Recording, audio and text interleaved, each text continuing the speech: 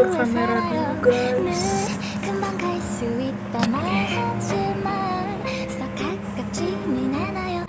Hai, aku lagi mau buat video untuk tugas bahasa Indonesia Burida. Assalamualaikum warahmatullahi wabarakatuh. Annyeong. Sebelumnya yang saya hormati kepada Burida selaku guru bahasa Indonesia, izinkan saya untuk memperkenalkan diri. Perkenalkan, nama saya Diva Aulia Putri Rianto dari kelas 10 MIPA 1 absen 10. Pada video kali ini saya akan membuat tugas akhir bahasa Indonesia, yaitu monolog pembacaan cerita rakyat. Yuk kita langsung mulai. Cerita rakyat yang akan saya sampaikan pada kesempatan kali ini berjudul Legenda Asal-Usul Telaga Warna. Pada zaman dahulu, ada sebuah kerajaan di Jawa Barat bernama Kuta Tanggehan. Kuta Tanggehan merupakan kerajaan yang makmur dan damai. Rakyatnya hidup tenang dan sejahtera karena dipimpin oleh raja yang bijaksana. Raja Kuta Tanggehan bernama Prabu Suwartalaya dan permaisurinya bernama Ratu Purbamana. Raja dan ratu sangat bijaksana sehingga kerajaan yang dipimpin makmur dan tentram. Semua sangat menyenangkan. Sayangnya, Prabu dan istrinya belum memiliki anak. Itu membuat pasangan kerajaan itu sangat sedih. Penasehat Prabu menyarankan agar mereka mengangkat seorang anak. Namun, Prabu dan Ratu tidak setuju. Buat kami, anak kandung adalah lebih baik daripada anak angkat. Ratu sering murung dan menangis. Prabu pun ikut sedih melihat sang istri. Lalu Prabu pergi ke hutan untuk bertapa. Di sana, sang Prabu terus berdoa agar dikaruniai seorang anak. Beberapa bulan kemudian, keinginan mereka terkabul. Ratu pun mulai hamil. Seluruh rakyat di kerajaan sangat senang sekali. Mereka membanjiri seluruh istana dengan hadiah. 9 bulan kemudian, Ratu melahirkan seorang putri yang cantik, diberi nama Gilang Rukmini. Penduduk negeri pun kembali mengirimi putri kecil itu beragam hadiah. Bayi itu tumbuh baik dan menjadi anak yang lucu. Belasan tahun kemudian, ia sudah menjadi remaja yang sangat cantik. Prabu dan Ratu sangat menyayangi putrinya. Mereka memberi putrinya apapun yang dia inginkan. Namun, itu membuat dia menjadi gadis yang sangat manja. Kalau keinginannya tidak dituruti atau tidak terpenuhi, gadis itu akan marah. Ia bahkan sering berkata kasar. Walaupun begitu, orang tua dan rakyat di kerajaan itu sangat mencintainya. Hari-hari berlalu, putri pun tumbuh menjadi gadis tercantik di negeri itu. Dalam beberapa hari, putri akan berusia 17 tahun. Maka, para penduduk desa pergi ke istana. Mereka membawa aneka hadiah yang sangat indah. Prabu mengumpulkan hadiah-hadiah itu sangat banyak, lalu menyimpannya di dalam ruangan istana. Sewaktu-waktu, ia bisa menggunakannya untuk kepentingan rakyat. Prabu hanya mengambil sedikit emas dan permata. Ia membawanya ke ahli perhiasan. Ratu sering murung dan menangis.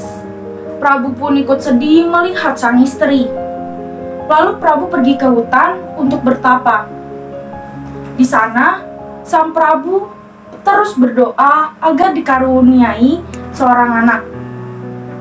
Beberapa bulan kemudian, keinginan mereka terkabul. Ratu pun mulai hamil. Seluruh rakyat di kerajaan sangat senang sekali. Mereka membanjiri seluruh istana dengan hadiah. Hari ulang tahun pun telah tiba. Penduduk negeri berkumpul di alun-alun istana. Ketika Prabu dan Ratu datang, orang menyambutnya dengan gembira. Sambutan hangat makin terdengar. Orang menyambutnya dengan gembira. Ketika putri tercantik yang muncul di hadapan semua orang. Semua orang mengagumi kecantikannya.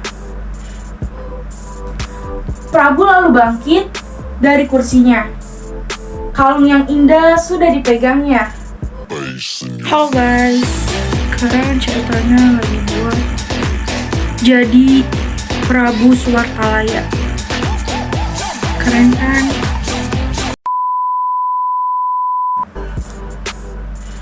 Putriku tercinta, hari ini aku berikan kalung ini untukmu. Kalung ini pemberian dari orang-orang dari penjuru negeri. Mereka sangat mencintaimu. Mereka mempersembahkan kalung ini karena mereka gembira melihatmu tumbuh jadi dewasa. Pakailah kalung ini, nak, kata Prabu. Putri menerima kalung itu, lalu ia melihat kalung itu dengan sekilas. Aku tak mau memakainya, kalung ini jelek, seru Putri. Kemudian ia melempar kalung itu. Kalung yang indah pun rusak. Emas dan permatanya tersebar di lantai. Itu sungguh mengejutkan. Tak seorang pun menyangka Putri akan berbuat seperti itu. Tak seorang pun berbicara. Suasana menjadi hening. Tiba-tiba meledaklah tangis Ratu Purbamana. Dia sangat sedih melihat kelakuan sang putrinya.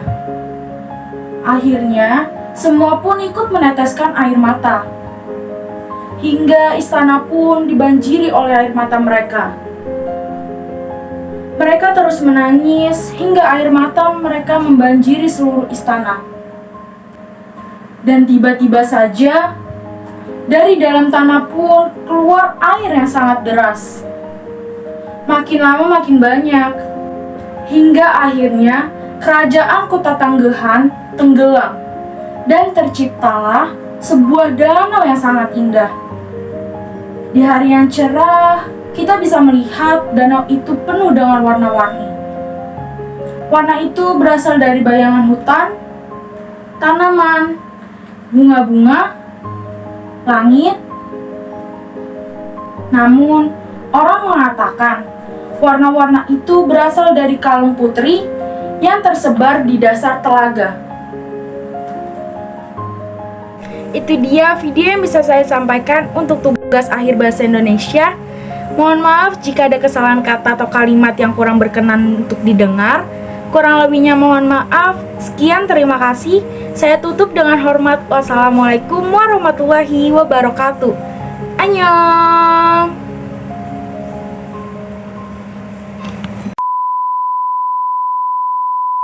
Give it to me like Oke, itu dia.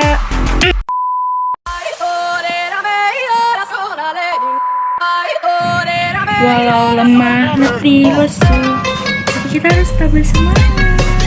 Percaya. Holy moly, moly, moly.